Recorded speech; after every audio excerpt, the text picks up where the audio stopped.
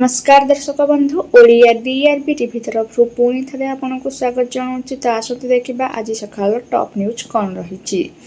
Number 1 जदि परमाणु बोमा आक्रमण हुए पाकिस्तान परमाणु अटैक कले ओडिशा उपरे पड़िबो कि विपद। रणनीति विश्लेषण अनुसार पाकिस्तान सीमांत निकटवर्ती राज्य मध्य पंजाब जम्मू काश्मीर राजस्थान और गुजरात भली अंचल गुड़िक परमाणु आक्रमण में अधिक प्रभावित हो पारे।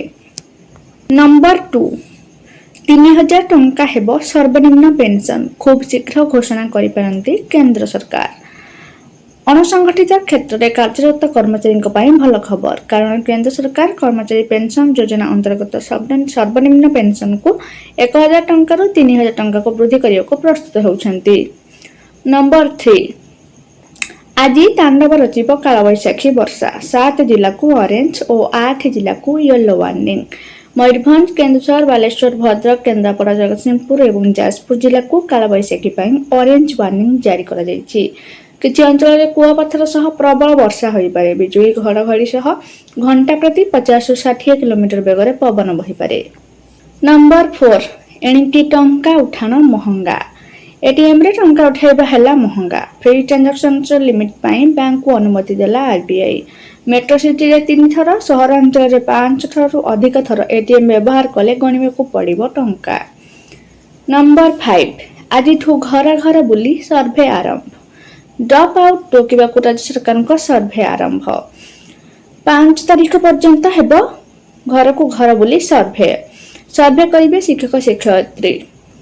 नंबर 6 पिलामानंकु स्मार्टफोन और टीवी रु दूरे रखिबा पई प्रशासन को रहिछि एई व्यवस्था। माँ बापांको पई खुशी खबर। इंडोनेशिया पश्चिम जावा ठारे थिबा बागन शहर रे पिलामानंकु स्मार्टफोन ठारू दूरे रखिबा पई प्रशासन चढ़ई छुआ और मंजी बांटिछन्ति, जहा द्वारा पिलामाने स्मार्टफोन और टीवी को छाड़ी ए सबुर जत्न नेबे।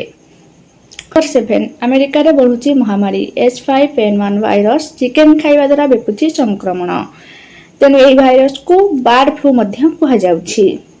नंबर 8 मोदी सरकार को ऐतिहासिक निष्पत्ति। अमित शाह आगामी जनगणना जातिगत जनगणना करिया पई केंद्र सरकार को निष्पत्ति उपरे गृहमंत्री अमित शाह कहिसेंति सामाजिक न्याय प्रति प्रतिबद्ध मोदी सरकार आज एक ऐतिहासिक निष्पत्ति नैछंती।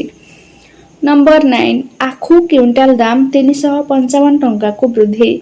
2025-26 ऋतु पर आखुर उचित और लाभदायक मूल्य क्विंटाल पिछा 4.41% वृद्धि करी 355 टंका करने को सरकार बुधवार निष्पत्ति नैछंती।